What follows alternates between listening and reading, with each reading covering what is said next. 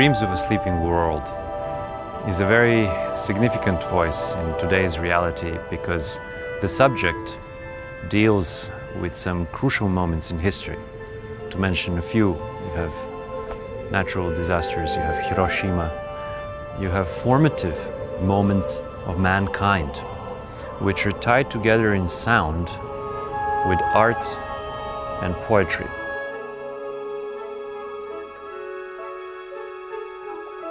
Instead of accents, think of a swell. This is going to make it more natural. Here we go. 1, 2, 3.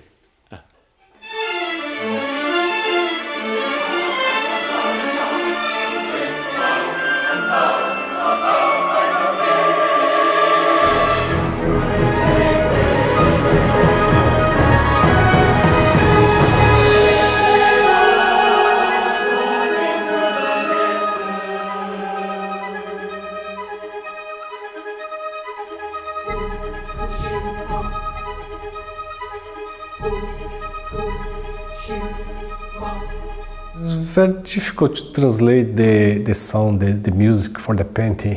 Of course, the music have the time and the rhythm. The painting as well, in different way, have the composition. Some music is more soft, the painting can be soft, or if the music have more action, the painting could have more action. The most important is the feeling of the musician and the artist. Have some kind of same feeling, some kind of same idea. I think could born a good combination, a good collaboration work. Oscar is a grantee from the Asian Cultural Council. A few years ago, he contacted me and said, "Hey, I've got this exhibition in Beijing. Would you be willing to write a piece of music for a short video about the exhibition?" I was like, "Absolutely." And he sent me a book of all his paintings at that point. After looking through that book, I was like, I would really love to write a piece of music that explores his paintings. And so that was the trigger. The let off is very short. Thanks.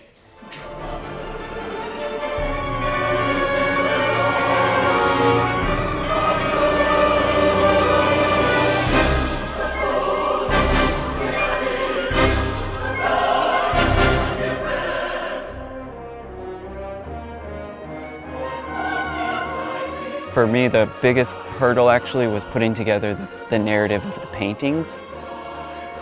The second hurdle was putting together the poems to go with the paintings. And then the third hurdle was actually writing notes and setting the text and everything to music.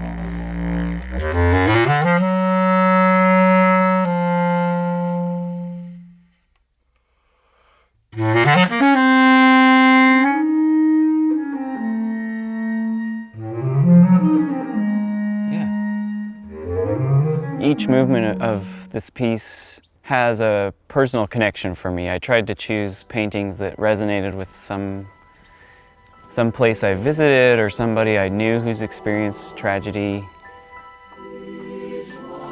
For movement 10, I decided to end on this beautiful painting that Oscar made for the Hiroshima Museum of Contemporary Art. And the museum sits on a hill overlooking Hiroshima City, and that hillside was actually completely burned and wiped out when the atomic bomb exploded. And the last couple of years I've had the wonderful opportunity of getting to know Mr. Shigeaki Mori and his wife, who are atomic bomb survivors. And Mr. Mori was the subject of a documentary I scored a couple of years ago called Paper Lanterns. And he is a perfect example of someone who's experienced this horrible tragedy and yet has chosen to forgive and move on and be contributing to world peace now.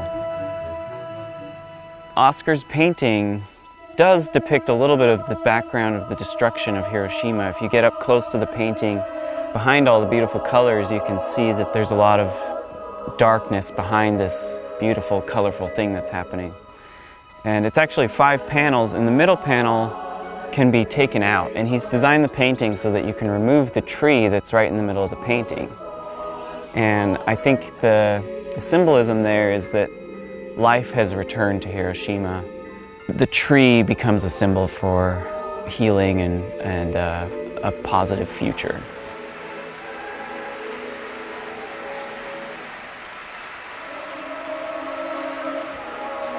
Even though it was Chad's first time in Slovenia, they felt that they were understood.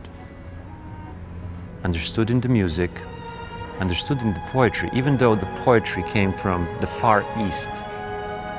There was a universal human element, and there always is in Chad's music, that just speaks to people without any delay, without any boundary, because it is honest.